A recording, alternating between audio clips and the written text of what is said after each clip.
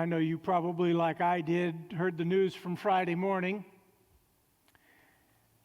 Rejoicing for, at least in part, the honoring of life, the message that represents the challenge it leaves ahead for us.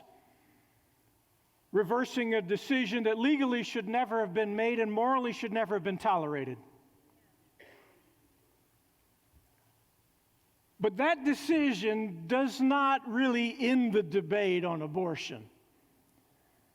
What it merely does is raise for us a moment in the church, an opportunity for us to do two things. Number one, to minister with clarity to people who are in need in their families, in their struggle with pregnancy, or whatever issues they may have. It reminds us as a church we exist not just for ourselves to minister to people in need.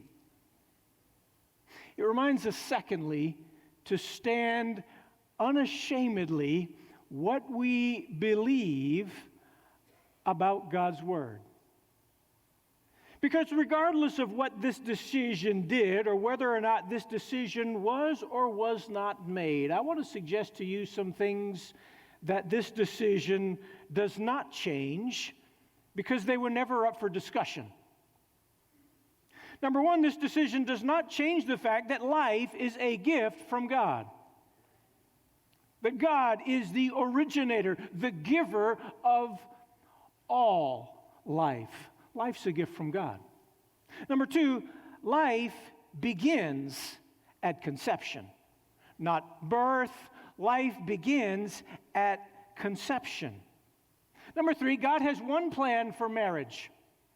One man and one woman in a commitment for a lifetime. That's God's plan for marriage. Number four, Christians are called to be salt and light in our community. We're called to share the love of Christ, to demonstrate the life made possible through Christ. And then number five, I remind us our hope is not in government or the Supreme Court. Our hope is in Christ. Those things never change. This decision does not affect that. As happy as I am for this decision, I remind us of some fundamental truths that if 50 years from now this decision is overturned, these truths remain unchanged. It reminds us, though, in the church of our responsibility for vigilance, to continue steadfastly on the message and the mission that God has entrusted to us as believers in Jesus Christ. And it's true in every area of our lives. How easy it is for us to, over time, grow complacent. And the once hot fire of our faith to sometimes wane. The commitments that we once made, genuine though they may have been, to grow complacent and lazy.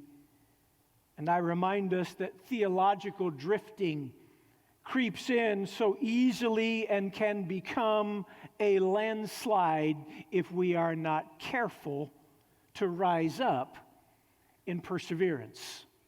So I invite you this morning to take your Bible and turn with me to the last chapter of the book of Nehemiah as we complete our series through the book called Rise Up. We've looked at a number of aspects of our faith where Nehemiah was challenging the people of his day, and by God's word, the Spirit of God challenges us today to rise up.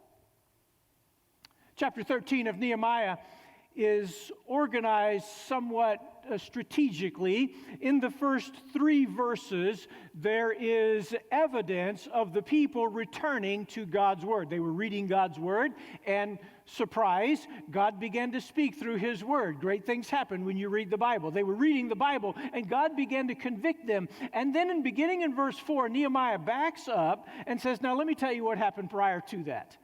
And he gives us three pictures in Nehemiah chapter 13, three scenes that depict a picture of theological complacency, three areas where the people of God had failed. So I direct your attention to Nehemiah 13. I want you to look with me in verse 6 as Nehemiah defending his own role and then clarifying what we're going to do now. Nehemiah 13, verse 6, during this time I was not in Jerusalem, for in the 32nd year of Artaxerxes, king of Babylon, I came to the king. That is, he went back to Persia. Sometime, however, after that, I requested leave of absence from the king, and I came back to Jerusalem, and I learned of all the evil that had been committed. And from that picture, Nehemiah begins to challenge several areas of complacency where the people had allowed the sins they had previously confessed to creep back in. The context, if you look back in Nehemiah chapter 5, verse 14, Nehemiah reminded us, since that day I was appointed to be the governor in the land of Judah from the 20th year to the 32nd year. So 12 years Nehemiah was the governor in the land of Judah. And in the 32nd year of the king, Nehemiah returned back where the king had graciously allowed Nehemiah now 12 years to serve as a governor in the land of Judah. He went back to his king because he still had a job there in Persia. But while Nehemiah was gone, things began to creep in. Some decisions began to be made that undermined the spiritual awakening that had begun under Nehemiah and Ezra's leadership, highlighted in Nehemiah chapter 8. And so throughout this chapter, Nehemiah addresses three sections, three problems. There's in each section a problem, a plan, and a prayer. In each section, Nehemiah addresses an issue that was going on, what he was going to do about it, and closes each section with a prayer. So section 1 begins in verse 4. Notice what he says in verse 4. Prior to this, Eliashib the priest, who was appointed governor over the chambers of the house of God, being related to Tobiah, had a large room prepared for him where previously they used to put grain offerings, frankincense, utensils, and the tithe of grain, wine, oil prescribed for the Levite singers, gatekeepers, and the contributions. So what's happening in the first part of this first section, Nehemiah, when he returned, discovered that not only was somebody living in the temple, it wasn't just somebody, it was Tobiah, the perennial enemy of Judah, the same guy who had been attempting to undermine everything that they had been doing since Nehemiah arrived 12 years ago. That's the guy who is now living in the temple. But it's worse than that. Look down at verse 10. I also discovered that the portions of the Levites that had been given to them, so the Levites and the singers who performed the service had gone away, each to his own field. So not only was there somebody living in the temple, but the people had been failing in their tithes. Well, it's not too surprising because the room where the guy had been living was the place where the offerings were held. That's the first section. He closes that section in verse 14 with a prayer, remember me, O God, and do not wipe out my loyal deeds which I've performed for the house of my God and its services. That's section 1. Section 2 begins in verse 15. Notice what Nehemiah says, in those days I also saw in Judah people who were treading wine presses on the Sabbath. So now their business practices began to infiltrate their worship. And they were violating the Sabbath. They were dishonoring the day God had set up for them. Not only that, look down at verse 19. In that day, about that time, when it would get dark, the gates of Jerusalem, just before Sabbath, I ordered the doors to be shut and that they were not to be open until after Sabbath. In other words, there's no business conducted on Sabbath. But look at the next part. I stationed some of my servants at the gate so that there would be no load entered on the Sabbath day. Once or twice, traders and merchants of every kind of merchandise spent the night outside of Jerusalem. Why? Because they're hoping for a crack in the door so that they can continue to do business on Sabbath. So their work now infiltrating their worship. You see Nehemiah's prayer closing that section. For this also, God, remember me and have compassion. Section 3 begins in verse 23. In those days, I also saw that the Jews had married women of Ashdod, Ammon, and Moab. Now be careful here. This is not just a question of mixed marriages, because go back to verse 1. On that day, the book of Moses was read aloud as the people were listening, and it was found in there that no Ammonite or Moabite was to enter the assembly of God, for they did not meet the sons of Israel with bread and water, but hired Balaam against them to curse them. So God had pronounced a curse on the Ammonites and the Moabites, and now what's happening in verse 23 is the people were intermarrying with people who had been cursed and no longer allowed in worship. The problem was, it was affecting their worship practices. It was affecting their families. It was affecting their home life. And so not only were they intermarrying with these of foreign descent, now look at toward the end of that chapter, verse 28, even one of the sons of Joadah, the son of Eliashib, he's the high priest. So the grandson of the high priest became the son-in-law of Sanballat the Horonite. Now, wait a minute, stop there. Who's Sanballat?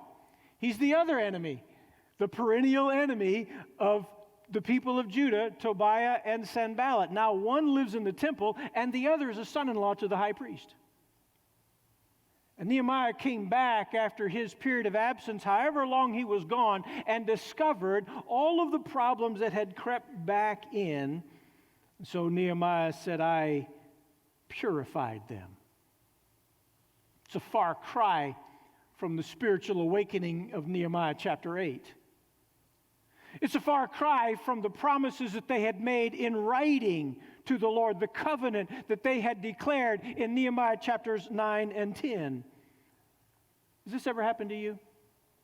You make a promise to God, and when you made the promise, you meant it, right?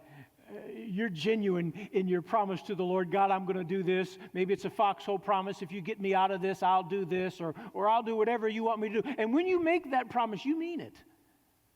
But somewhere along the way, the energy of your faith, the conviction that drove that commitment begins to wane, and complacency begins to set in. Saw an article just recently in the magazine Whole Health. They were talking about an emotional high and the letdown that sometimes comes right after it. And they gave a name to it. They called it the letdown effect.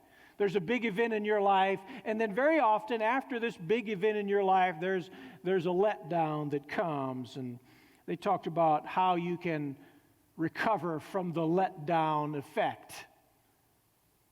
But as I began to read that, I began to remind myself that it works that way spiritually as well, but diet and exercise and working puzzles is not going to cure us from spiritual complacency. How do we overcome the danger of that sin that begins to creep back in over time? So Nehemiah chapters 9 through 12 really is the ongoing work of reformation. After the spiritual awakening, after the completion of the wall, after the dedication of that, now dedicating themselves to the Lord. And then over time, revival began to wane. The creeping spiritual compromise that began to set in. Johnny Erickson Tada once said, erosion is never noisy until it's too late. And by then, when you finally discover what erosion has done, you begin to see the consequences of that, and it works that way spiritually. How that spiritual erosion begins to take place, first in our minds and then in our habits. Have you ever made a promise to God that you did not keep? And I want to challenge us this morning to rise up in perseverance. We're looking at impediments to sustain spiritual awakening, those things that come in, that creep back into our lives and our faith, that undermine the work of God. We are looking at 3 failed promises, but really more specifically for us, 3 areas we need to guard against, so that the spiritual awakening that takes place in our lives can last, can endure, can be sustained. And so I want just to look at the challenges that Nehemiah faced on his return and use them as challenges for us in our spiritual lives. Number one, we cannot afford to let sin back in our worship. That's what's going on in this first section. This first section beginning in verse 4 down through verse 14, their worship had been affected. Their relationship with God had been affected. They promised to God that they would honor him in worship in chapter 10, verse 32. They failed God in chapter 13, verse 5. They promised God that they would take care of the temple in chapter 10, verse 39. They violated that in chapter 13, verse 11. In Nehemiah's absence, the people had grown lazy and complacent in their obedience. And in this first section, not only is their perennial enemy now not only living in the community, he is living in the temple.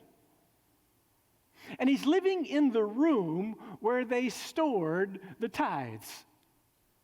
Now, just imagine that. The room that they used to hold the tithes. Now, somewhere along the way, I don't know how you get from the spiritual awakening in Nehemiah 8 and now somebody living in the room we previously committed to tithes to the Lord. I can imagine it went something like this. Well, we're not using that room much anyway. And so they just allow this guy to stay. It's convenient. He's somehow friends. It's not clear what his relationship was, though when you get to verse 28 and you discover that his buddy Sanballat is now a son-in-law to the high priest, it's not hard to figure out how he got a room in the temple. And he's living there not only in the place of worship, but in the room where they committed the tithes to the Lord. It's compounded by the fact that it's the high priest who's involved. It's compounded by the fact that this is the enemy of Israel who's there. It's compounded by the fact that he's living in the temple, and it's compounded by the fact that it's the place where the tithes were stored. So now, complacency has undermined our worship. You step back for just a minute and you look at those first 14 verses and you wonder, how did we get here? How did they get this far away from the promises they had made to God just a few years ago? They had to know it was wrong. They had to know it's inappropriate for him to be living there. But somehow, and it's so easy how it works in our lives as they began to tolerate a little bit and then a little bit more. And if we're not careful, just one step justifies another and another. And pretty soon we find ourselves a long way away from where we used to be.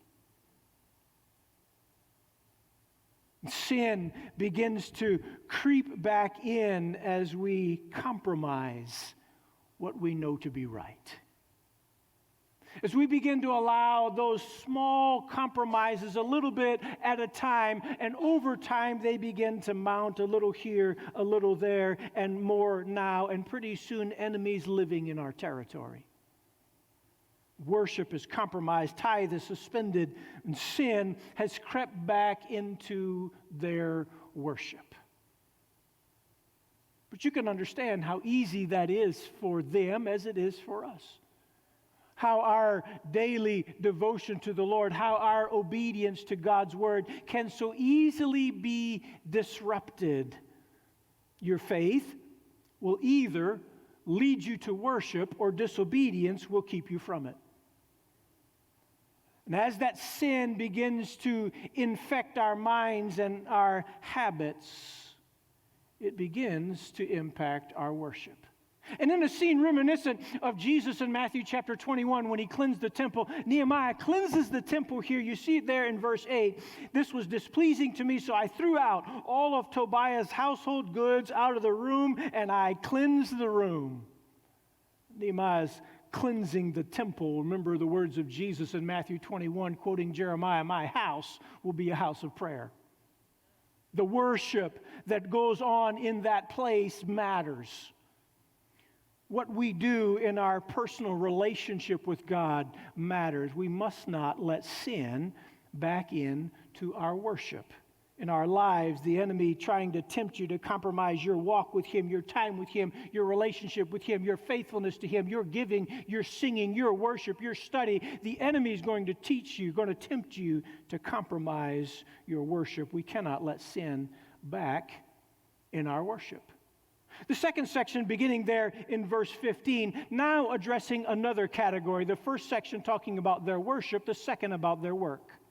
The things that we do throughout the week, but more specifically on the day of Sabbath. And I suggest to you, secondly, we cannot afford to let sin back in our work.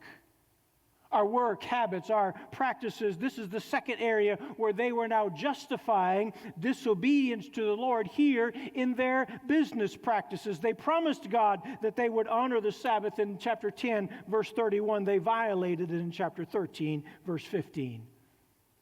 It began as a small act of tolerance, not open defiance, just a small act that they tolerated that they knew to be wrong. They were violating the Sabbath. Maybe you think, well, what's the big deal? Well, the big deal is, number one, God told them not to. Number two, they said they wouldn't. God commanded that they honor the Sabbath. That was their day of worship. That was their day of rest. That was the day where all other activities were suspended, including their business practices. That's what's outlined very clearly in the Word of God, and they violated. Even when they said to God, they promised God that they would not. Nehemiah twice warned them, verse 15, and again in verse 17, and they didn't listen. And they're still, wave after wave, time after time, tolerating what they know they shouldn't tolerate.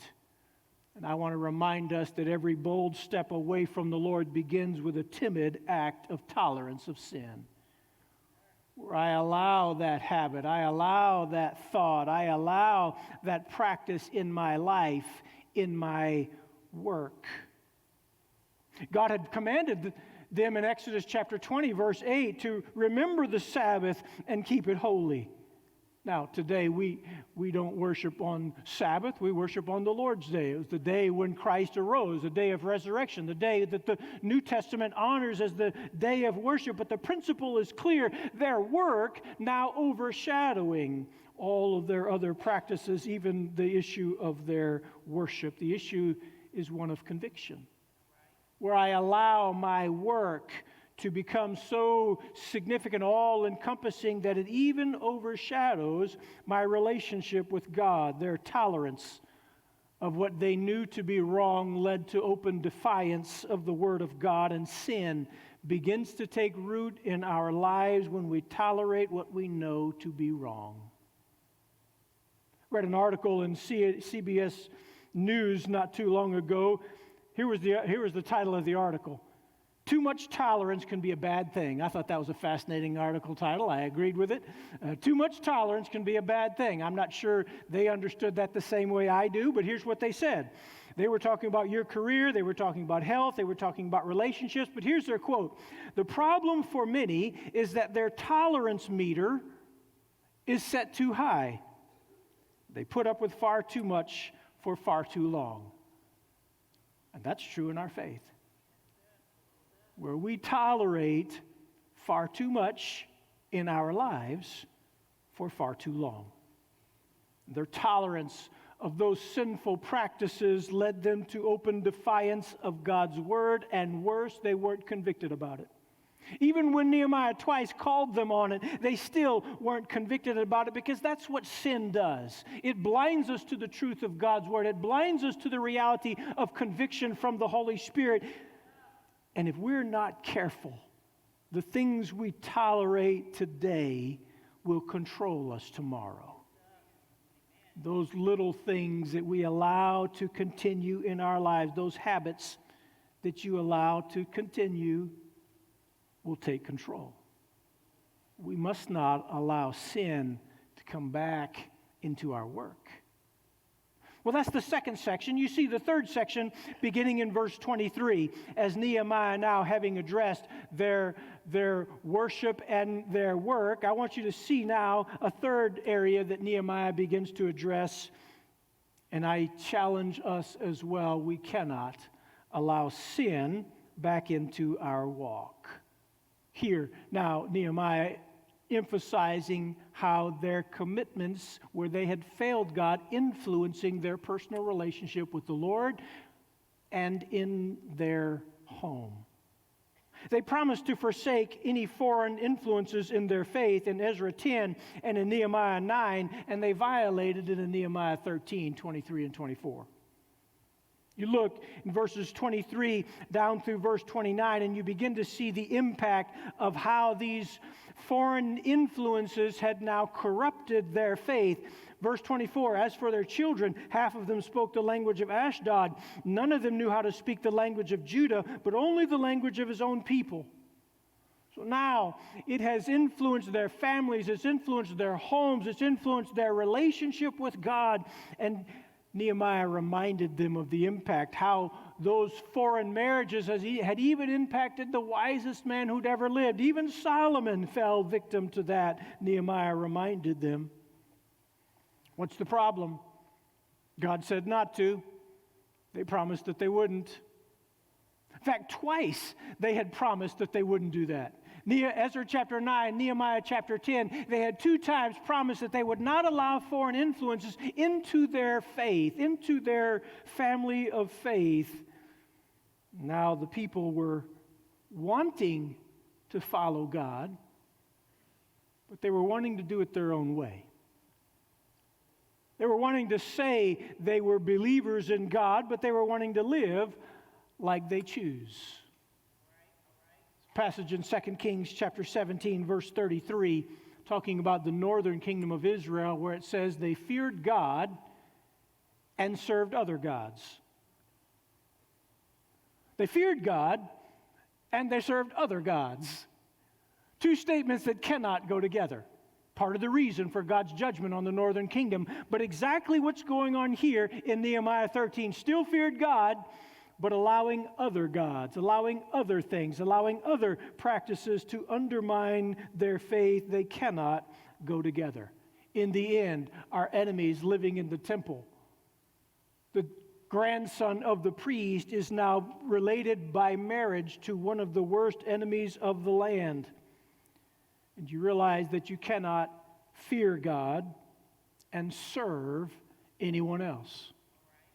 Nehemiah reminded them of the impact of sin on our walk, our personal relationship with God. We must stop compromising what we know to be right, and we must stop tolerating what we know to be wrong. Here's the answer. Stop the sin before the sin stops you.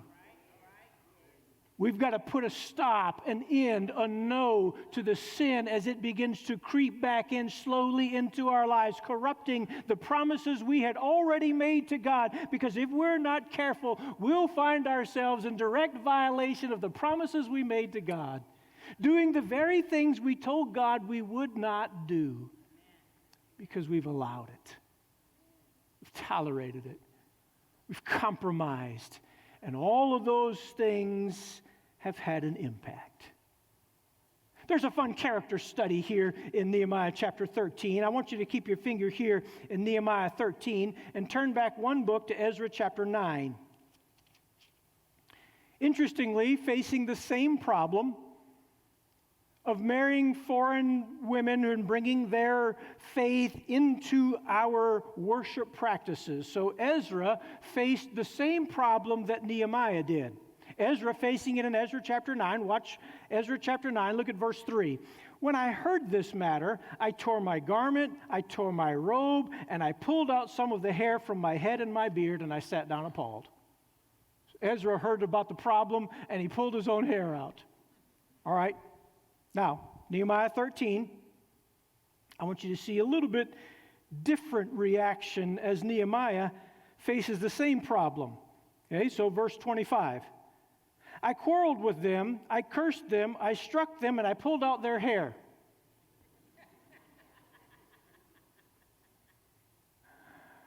So Ezra, facing the problem in Ezra chapter 9, pulled out his own hair. Maybe you're an Ezra. Pull out your hair in crisis and trial. Nehemiah faced the same problem, And he didn't pull out his own hair, he pulled out everybody else's hair. How do you deal with the crisis? Nehemiah contended for God's way alone. Nehemiah closes Nehemiah chapter 13 with sort of a summary statement. I purified them from everything foreign. I got rid of it. Well, that's the answer. You get rid of it. I don't allow it in my life. I prevent it from coming in. I don't allow it traction in my life. I don't allow it in my home. I don't allow it on my computer. I don't allow it in the books that I read. I don't allow it in the thoughts that I think. I stop tolerating sin before sin takes control. Because if we're not careful, what we tolerate today will control us tomorrow. We're going to have to rise up in perseverance. I'm a fan of the Olympics. I particularly like the Summer Olympics. I watch all the Olympic Games, but I'm a big fan of Summer Olympics.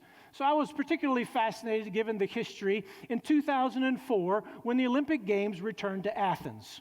I was excited knowing the history of how the Olympics began in Athens, and they came back to Athens in 2004, and so I like the track events, and so I was fascinated watching the track events, and I watched all of the track events, but I was particularly amazed at this one event that everybody saw coming. It was the 110-meter high hurdles.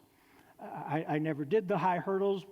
I wasn't good enough to do that, I guess. I don't know. I never did the high hurdles, but I was fascinated by it. So it's 110 meters. So it's a short race. You can Google that. I watched it this morning. It takes about 11 seconds to watch. Don't do it now. Two guys leading up to this event were really the only two focus points of the 110-meter high hurdles. One, an athlete from China named Liao Sheng. The other, an athlete from France named Ladji Duguerre. Duguerre, taller, longer stride, and had a different kind of approach to his race. Liao Sheng, a little bit shorter, a little bit quicker out of the blocks. And so in every race, they started pretty much the same. Liao Sheng he's not the fastest, but he's the first out of the blocks. He's quick. And so when the race would begin, Liao Sheng would be out in the race, and then it's 110 meters. He just had to hold everybody off for 110 meters. Duguerre's strategy was different. He was taller, big, tall, lanky legs, smooth stride. He would never get out of the blocks first. In fact, he's usually last. But his long stride begins to creep up. And about hurdle 5 or 6, you could see it coming. It happened in all of his races. He'd begin to catch up, and usually about hurdle 8, 9, 10, he'd pull out and he'd win. So in the heats leading up to the finals, everybody was watching what was going on. We all knew it was going to be Duguerre and Liao Sheng. So in the preliminary events, they never ran against each other because you don't want them competing until the finals. And so each one would win their heat, leading all the way up to the finals. And in the finals, you can watch it. They're in lanes 3 and 4 because that's where your fastest 2 athletes are. There are 8 runners on the track, but nobody else really mattered in this race. It's just those 2. The camera angle's just on those 2. You see Liao Sheng, Duguerre, Sheng in lane 4, Duguerre in lane 3. Side by side, the fastest 2 athletes in the world. Gun goes off, starts exactly like every other race. Liao Sheng's quicker. He got out of the blocks. Got to the first hurdle, second hurdle, third hurdle, Liao Sheng's in the lead. But Duguerre next to him, taller, lankier, smoother stride.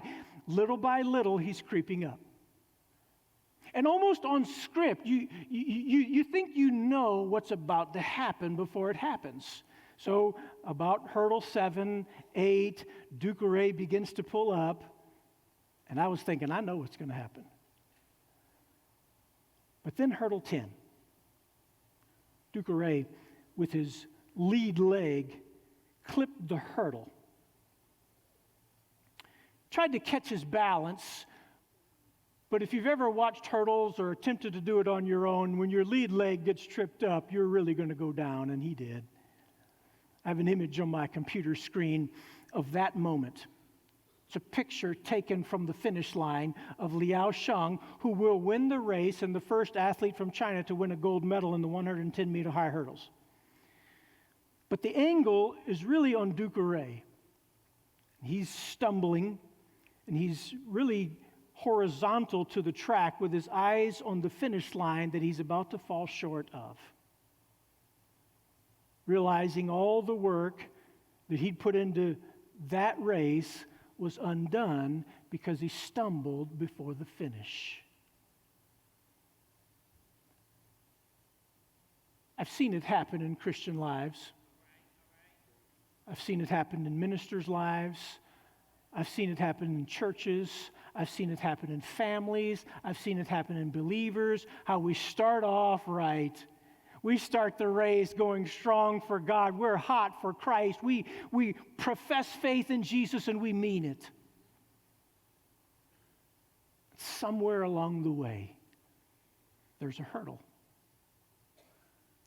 And we stumble and we fall short of the finish. Nobody really knows who came in second, fourth, or eighth, because we only celebrate who won that race.